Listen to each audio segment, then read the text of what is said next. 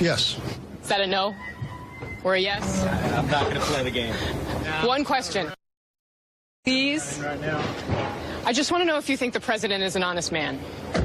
It's my one question. I'll catch you. Do you think the president is an honest man?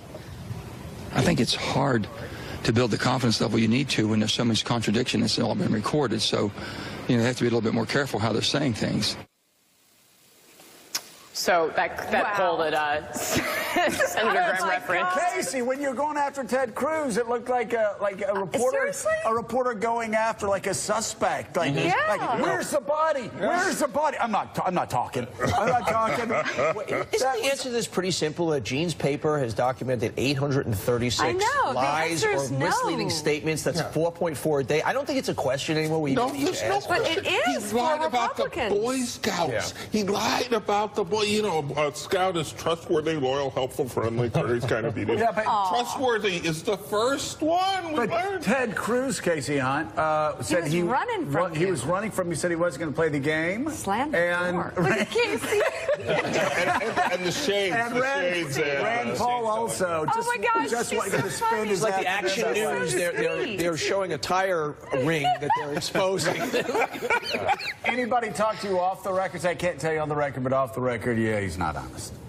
Well, look, in fairness to, first of all, Senator Paul, he doesn't always stop. And, there were potentially other questions he was running from. Ted Cruz, I saw 3 separate times in the hallways, and 3 separate times he refused to say anything about it. I mean, look, this is another example of, exactly what we talk about all the time on this show, which is that every time something like this happens, these members of Congress say to themselves privately, not again. And this is the dynamic that they're all having to deal with. I mean, between the president's 33% approval rating and the fact that he keeps doing these things in public, he puts them in a terrible position.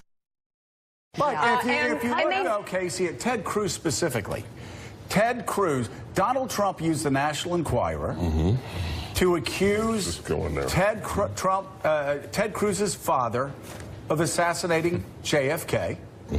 He used the National Enquirer to accuse Ted Cruz of having 6 affairs. He used the National Enquirer for these other attacks. He put up tweets saying that Ted Cruz's wife was not attractive, basically. Like, how hard is it for Ted Cruz? I mean, if you accuse my father of assassinating JFK or plotting along with the 9/11 hijackers, like the truthers. I'm going to be able to go, yeah, no, he doesn't tell the truth. I think it's kind of extraordinary that Ted Cruz can't answer that question when his own father has been accused of assassinating And what JFK. did he say at the time, by the way? Didn't he call him a sniveling something? Yeah. There was a wonderful Ted Cruz quote from that moment. Well, Ted Cruz has a couple problems. One, a lot of the people that support Donald Trump are the same people that support Ted Cruz, and if he pisses them off, it's a problem. Yeah. And 2, some of Ted Cruz's biggest patrons behind the scenes in the conservative movement have leaned on him really hard to stop criticizing the president, and he's, gone along with that. I mean, he definitely is somebody that, you're right, there was a point where he had no fear of attacking President Trump, but it's shifted dramatically. And I think, look, another dynamic here, too, is we all know that the president watches the news on TV, and a lot of these members, whether it's Ted Cruz or anybody else, they've learned that the quickest way to piss the president off is to be seen on television saying something critical. So even if they're willing to write something critical. So what's the number? What is the number? It's at 33, and uneducated white males now at 47% approval. What is the number, Joe, where the Ted Cruzes of the world feel it's safe enough to come out from under that rock? Is it 7? Is it 23? Is there a number? I can't speak to them. I can speak to myself. If somebody attacked my father, somebody attacked my wife, I wouldn't, and if my donors told me you can't attack the president, I would tell them to go straight to hell. And I'd say, I'll tell you what, I want you to do 2 things. Number 1, go straight to hell. And number 2, find somebody to primary me. I'm going to beat their ass.